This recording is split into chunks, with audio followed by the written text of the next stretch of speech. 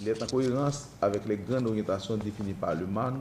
pour le secteur agricole qui porte à la fois sur la dynamisation de la production agricole familiale et la promotion de l'agriculture d'entreprise. Ces orientations se justifient par la nécessité de mettre en valeur les terres agricoles tout en préservant les ressources naturelles, promouvoir des systèmes de culture résilients au changement climatique, produire plus d'aliments de meilleure qualité pour nourrir une population urbaine et rurale croissante, garantir dans le moyen et le long terme l'offre des produits alimentaires. Mesdames et messieurs, l'événement qui nous réunit ici aujourd'hui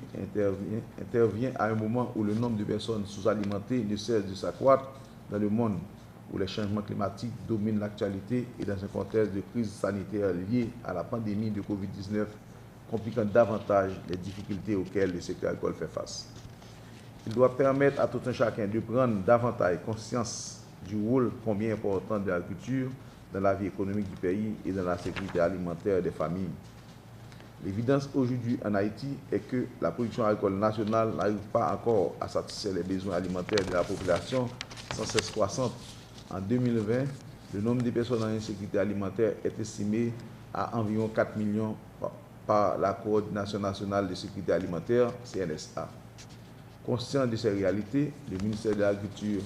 garde le cap sur la recherche de l'amélioration de la sécurité alimentaire moyennant des efforts soutenus de dynamisation du secteur agricole et en mettant l'accent sur les grandes lignes d'action suivantes: le développement des infrastructures agricoles et l'aménagement des bassins versants, l'appui au développement des productions végétales, animales et de la pêche, la promotion des technologies de transformation pour augmenter la valeur ajoutée des produits agricoles et assurer ainsi le développement des filières de l'agroalimentaire, le renforcement de l'accès aux services agricoles, au financement et au marché et la poursuite de la réforme institutionnelle du ministère de l'Agriculture. C'est dans ce même ordre d'idée que le président de la République, le Premier ministre et les autres membres du gouvernement sont décidés à tout faire pour améliorer la desserte de l'eau dans les zones à haut potentiel agricole. Mesdames, Messieurs, les défis à relever sont énormes. Le combat à mener dépasse les capacités d'un seul pays ou d'une seule institution.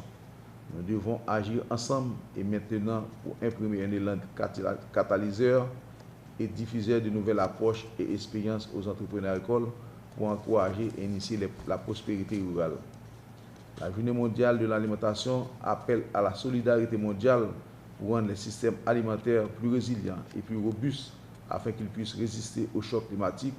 cultiver une diversité d'aliments et offrir une alimentation saine, abordable et durable pour tous. Cela nécessitera entre autres des pratiques agricoles plus durables qui préservent les ressources naturelles, notre santé et le climat. Il faut donc investir plus, mais il faut investir mieux, avec des objectifs clairs et partagés.